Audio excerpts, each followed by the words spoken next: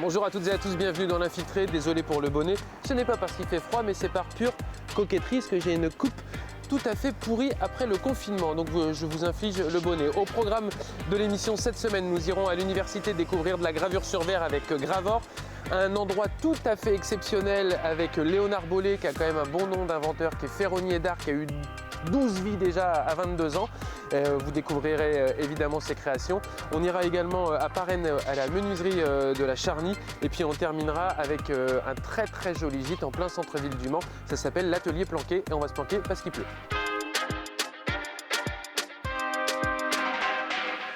Allez, on est arrivé dans le showroom de Gravor du côté de l'université avec Isabelle, bonjour. Bonjour. Merci de nous accueillir ici. Gravor, je pense que tout le monde voit l'entreprise quand on est du côté de la fac, oui. Là, voilà, au nouveau siège du Crédit Agricole, on voit ce grand bâtiment avec marqué Gravor. Vous pouvez nous expliquer un petit peu l'histoire et surtout quelle est l'activité de Gravor ? Alors l'histoire de Gravor, c'est Madame Boukili qui a créé Gravor en 1982. Donc spécialisée dans la gravure à la main. C'était son métier à la source et en tant que créatrice. Et Gravor a grossi durant ces années, elle a fait grossir Gravor. Et malheureusement en 2013, la crise a été très violente pour elle et Gravor est tombé en redressement judiciaire. Donc je suis venue... j'ai choisi cette société, on s'est choisis toutes les deux, quelque part. Et Gravor m'a énormément plu quand je suis arrivée. Moi, je suis née dans le monde du bâtiment. Ouais. Donc, c'est vrai qu'effectivement, travailler la pierre, travailler le verre est quelque chose qui me parle. C'est son mes racines. Bien sûr, après, moi, j'ai été 20 ans cabinet comptable, ce qui fait que c'était plus facile pour moi de reprendre une société en redressement judiciaire, de connaître un petit peu toutes les ficelles du redressement. Et voilà, donc j'ai repris Gravor en 2014. Donc Gravor, le savoir-faire de Gravor, c'est la gravure, le laquage, les deux mixés sur du verre plat. Donc soit pour aménager des bureaux, principalement quand je suis arrivée Gravor était principalement dans les bureaux.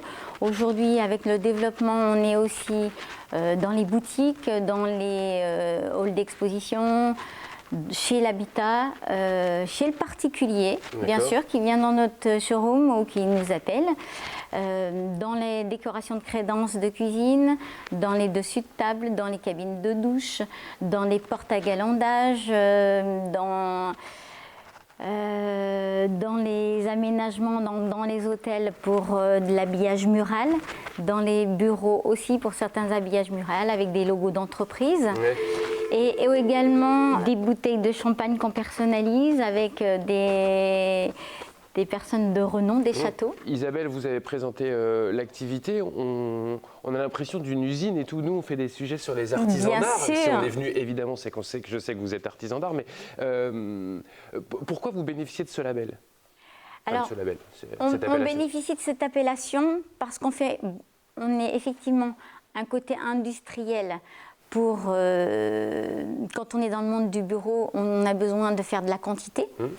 Et on est un côté très artisanat où on arrive encore à faire beaucoup de choses à la main, de la gravure à la main, même des fichiers à la main. On vient avec une photo, on sait représenter et refaire le dessin à la main, faire la gravure à la main. Le laquage est tout fait à la main.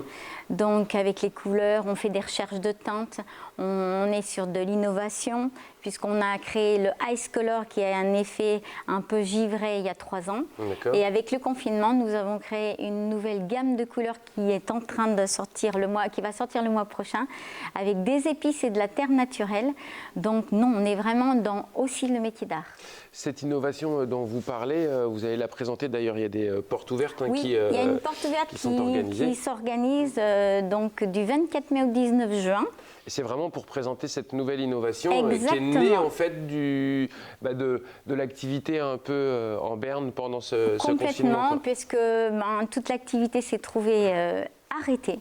Carrément, on s'est trouvé arrêté, donc il a fallu se repenser à demain. Et effectivement, beaucoup de curseurs ont changé. On vend différemment. On ne peut plus aller sur Paris. Enfin, ça a été compliqué quand même les rendez-vous puisque beaucoup de gens sont en télétravail. Oui. Donc, il y a une e-boutique qui s'est mise en place, qui est ouverte depuis 2 mois. Donc, on peut acheter aujourd'hui par Internet. On s'est aussi mis plus dans la décoration intérieure, autant pour les architectes, les décorateurs d'intérieur et pour le particulier qui veut se faire plaisir, avec ces tableaux qu'on a créés et qui vont faire partie, mais le showroom là, il n'est pas encore installé pour la porte ouverte. Et également, j'ai un artiste qui a fait, lui, il va s'installer dans une autre partie du bâtiment avec d'autres œuvres, tout fait main. Ça fait 9 mois qu'il est sur ses œuvres. Donc là, c'est un autre marché encore. Et le laquage, les pigments naturels, c'est finalement un petit peu un retour aussi aux sources pour Alors, c'était un retour quelque part un petit peu aux sources parce que ce qui a fait mettre l'entreprise en redressement judiciaire, ça a été un nouveau bâtiment avec une ligne de laquage industriel qui ne faisait pas partie de la reprise. Aujourd'hui, avec le confinement, on se dit qu'il faut qu'on personnalise de plus en plus, que les gens veulent des œuvres un peu uniques ou quelque chose d'unique, personnalisé pour chez eux. Et bien, on a mis en avant, on est revenu avec cette écologie qui est très importante à l'heure actuelle et qu'on souhaite vraiment nous aussi être dans cette course. Et effectivement, les pigments, les épices font une touche particulière parce qu'on arrive à faire des cabines de douche personnalisées. On peut faire des aménagements de halls, d'hôtels personnalisés. Donc oui, ça fait partie de toute cette innovation. On voit ici, vous m'avez dit, on a été reçu à l'Élysée, on a sélectionné, on exactement, voit en photo avec Emmanuel Macron. Exactement, nous avons eu la chance en janvier, l'année dernière, en janvier 2020, d'être sélectionnés au Made in France pour notre savoir-faire et notre innovation. Donc oui, c'était un grand événement pour l'entreprise et d'être allé à l'Élysée. Une partie de l'équipe est venue aussi à l'Élysée, donc oui, c'était vraiment très grandiose pour nous et on est très fiers d'avoir été sélectionnés. Vous avez cette volonté d'avoir le label de patrimoine vivant, pour quelle raison? Parce que pour nous, je travaille aujourd'hui avec des agenceurs qui ont ce label du patrimoine vivant et on sait que quand on a ce label du patrimoine vivant, on est déjà dans le haut de gamme avec une technique je dirais pas que luxueuse, mais avec une vraie technique de savoir-faire. Et aujourd'hui, mon dossier, il est monté. Je suis en attente de l'acceptation, mais c'est important pour moi d'avoir ce label. C'est une reconnaissance pour l'entreprise. Dès que vous êtes arrivée, Isabelle, vous avez opté aussi pour l'international avec Gravor. Pour quelle raison? Tout à fait, parce que Gravor était devenu très industriel. Et le message que j'ai laissé à mon équipe quand je suis arrivée, je disais, c'est l'international qui nous fera revenir dans le luxe en France. Aujourd'hui, nous sommes arrivés nous avons poussé quelques portes du luxe dans des hôtels. On a travaillé pour Chaumet, on a travaillé pour Dior, on travaille pour Chanel, on travaille pour plein de belles boutiques. On a fait un hôtel 5 étoiles, l'hôtel Villeroy. On a fait des très belles choses et aujourd'hui, je me dis c'est le luxe qui va nous reporter à l'international parce qu'on a sorti à l'international, un peu aux Émirats Arabes Unis, un petit peu en Angleterre, un petit peu en Allemagne. Voilà, on a fait des hôtels. C'est important pour le devenir de Gravor on a un potentiel ici et on a aussi le bâtiment pour. Donc on peut accroître notre activité bien au-delà des frontières. Aujourd'hui, il y a combien de salariés Alors aujourd'hui, nous sommes 23 salariés. Mais c'est vrai qu'on a le potentiel pour faire le double si on voulait. Oui, c'est vrai que vous n'êtes pas à l'étroit, pour le coup. Ce qui est intéressant, c'est que vous avez aussi réinvesti dans des machines. En fait, c'est toujours dans cette optique d'innover, j'imagine? Oui, dans cette optique d'innover, dans l'optique aussi de se moderniser, gagner aussi en coût, en temps. Et aussi pour le verser lourd, donc ménager les bras des hommes, c'est important. C'est très important. Donc oui, en 2019, j'ai investi 650 000 €, donc c'est pas rien. Mais on est content, on a un robot de sortie qui soulève le verre, qui les met sur les chariots, donc on n'a plus à les laver, on n'a plus à les soulever. Donc c'est un vrai soulagement pour tout le monde est content. Donc ça, ce showroom, il va donc évoluer là pour ces portes ouvertes. Tout à fait. Ce qu'on voit dans les tableaux, là, Isabelle, c'est clairement le savoir-faire de graveur, c'est-à-dire cette espèce de laquage. Exactement, là c'est ce qui est sorti un petit peu de ce confinement où on se dit qu'il faut pas penser qu'à cette morosité, donc égayer notre intérieur et que Graveur est en mesure de faire plein de choses pour égayer nos intérieurs, autant dans des hôtels, dans des boutiques que chez le particulier.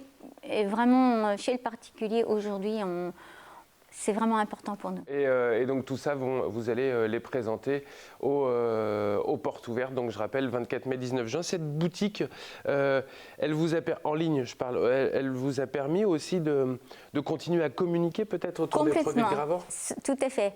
À l'heure où justement le confinement nous a bloqué de toute notre partie communication et déplacement en France. Des salons, des choses comme ça ? Complètement. On faisait beaucoup de salons en France et à l'étranger.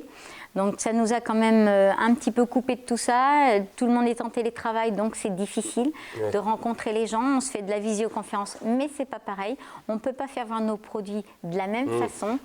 Donc on s'est dit qu'une e-boutique, c'était important, que beaucoup de gens aujourd'hui achètent sur Internet. Et bien nous aussi, il faut qu'on soit dans la course, il faut qu'on surfe sur cette vague. Parce que... Donc c'est des nouveaux métiers que vous avez développés chez vous aussi Alors effectivement, j'ai des nouveaux artistes qui sont arrivés depuis 2 ans, donc c'est important. Ça permet de continuer ce métier d'art et ce savoir-faire par autre chose et de lier la gravure avec de la peinture, le mix des deux permet de faire des choses qui sortent de l'ordinaire. Ça marche. Merci beaucoup Isabelle de nous avoir reçus. Je vous remercie d'être venue. Merci beaucoup, au revoir.